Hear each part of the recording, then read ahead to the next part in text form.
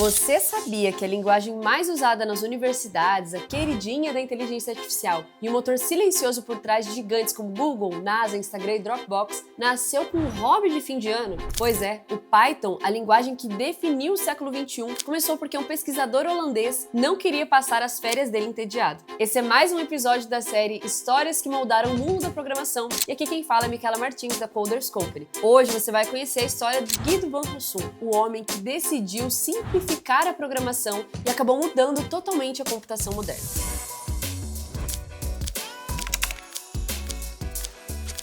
Guido nasceu em Haarlem, nos Países Baixos, em 1956. Cresceu em um ambiente comum, numa família comum, mas com um senso de curiosidade que parecia não desligar nunca. Desde cedo, ele se interessava menos pelas respostas prontas e mais pelas estruturas escondidas por trás dos problemas, para entender por que realmente elas funcionavam. Lá nos anos 70, ele estudou matemática e ciência da computação na Universidade de Amsterdã, e foi ali que algo começou a se cristalizar. Guido acreditava profundamente que programar não deveria ser um ato reservado apenas para experts, mas uma ferramenta acessível para qualquer pessoa inteligente e criativa. E naquela época, essa ideia era quase subversiva. Ele entrou para o CWI, um dos centros de pesquisa mais importantes da Europa, e ajudou a desenvolver uma linguagem chamada ABC. Ele tinha boas intenções, era simples, educacional e elegante, mas era fechada, difícil de expandir e incompatível com ambientes Unix. Justamente o oposto do que o Guido acreditava que a programação deveria ser. Foi então que, no fim de 1989, durante o recesso de fim de ano, ele decidiu começar um pequeno projeto pessoal, criar uma linguagem que herdasse o melhor do ABC, mas sem as suas amarras. Uma linguagem aberta, acessível, versátil e humana. Foi ali que essa sementinha experimental cresceria e se tornaria o que conhecemos hoje como Python. E por que o nome Python? Diferente do que muita gente pensa, Python não tem nada a ver com a cobra. Guido escolheu esse nome inspirado no grupo britânico de humor, que ele era fã. Ele queria algo curto, memorável e que carregasse um tom de leveza, sabe? Um contraste com as linguagens da época, que tinham nomes mais duros, formais e quase que intimidadores. Foi uma escolha simbólica. O Python já nascia para ser poderosa, mas não pesada, séria, mas não sisuda, e fortíssima tecnicamente, mas acolhedora para quem estava começando. E por isso Python. Mas fala a verdade, você pensava que era por causa da cobra também, não é? Quando Guido liberou a primeira versão pública em 1991, algo chamou a atenção de quem estudou tecnologia naquela época. O Python já chegava com estrutura de gente grande. Tinha funções, classes, exceções, módulos, listas, dicionários, tipagem dinâmica, escopo léxico, tudo funcionando com uma clareza quase didática. Mas não era a tecnologia que impressionava tanto, e sim a sua filosofia que transparecia no código. E aqui vale uma curiosidade importante. Guido também absorveu ideias de linguagem acadêmica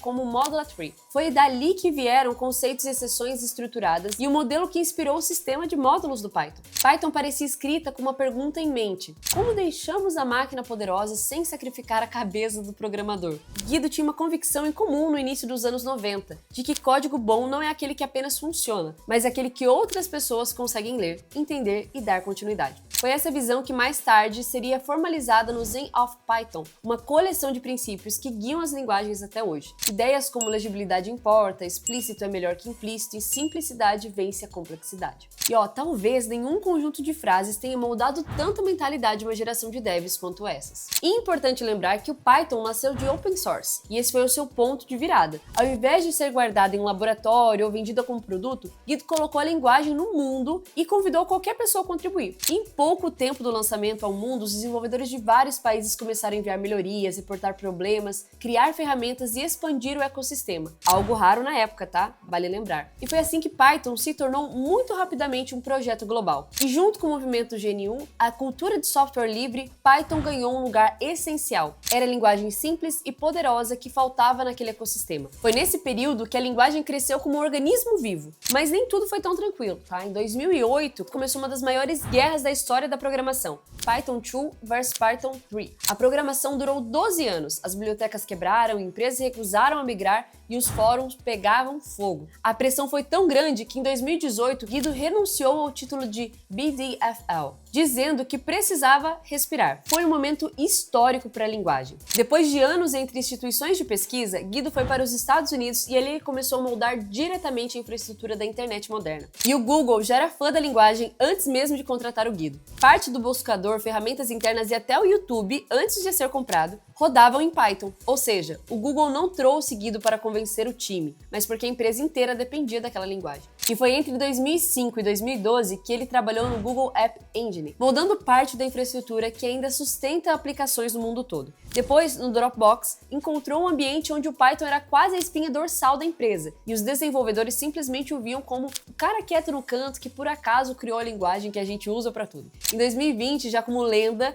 Guido entrou na Microsoft, não como um símbolo, mas como um engenheiro ativo de verdade. Ele trabalhava direto na evolução do Python, sempre com seu jeito calmo, humor discreto e energia de um professor paciente, que é o que relatavam de quem convivia com ele. E é até engraçado imaginar, né, que um dos maiores nomes da computação moderna tem uma energia mais professoral, assim, paciente, do que como um guru da tecnologia. Acredito, inclusive, que é por isso que gostam tanto dele. A influência do Python hoje é tão profunda que passa despercebida. Ela está em servidores da NASA, está nos laboratórios de AI que treinam modelos que você usa todos os dias, em banco, universidades, sistemas hospitalares, pipelines da Netflix, em animações da Pixar, na infraestrutura da Meta e até em partes da SpaceX. A lista é grande, maior do que talvez você imagina. E quando o Google lançou o Android em 2008, boa parte das ferramentas internas de desenvolvimento rodavam em Python. Você sabia disso? Essa linguagem se tornou o idioma universal da ciência de dados, da robótica, da automação, da AI, do ensino da programação. Ela une até os dias de hoje, desde estudantes iniciantes até o engenheiro da NASA, no mesmo ecossistema. E o mais irônico é que o Guido nunca monetizou o Python.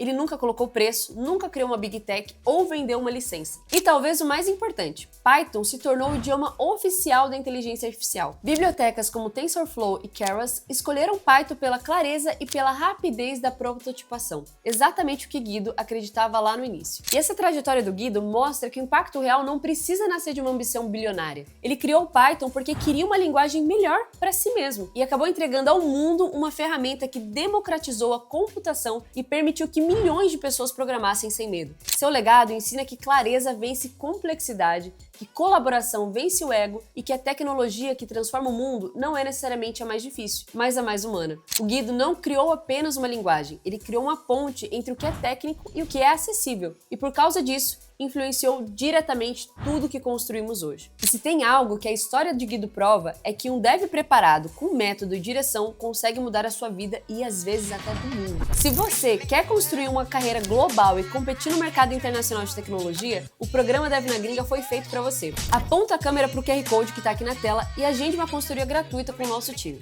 Minha gente, o que era só um hobby se transformou em uma verdadeira revolução da história da programação. Mesmo que você dev não utilize o Python, agora já sabe que ele tem seu papel em outras coisas importantes que você usa ou já utilizou. Se essa história te inspirou, não esquece de deixar o seu like, compartilha esse vídeo com outro dev e se inscreve aqui no nosso canal para acompanhar os próximos episódios da nossa série Histórias que Moldaram a Programação.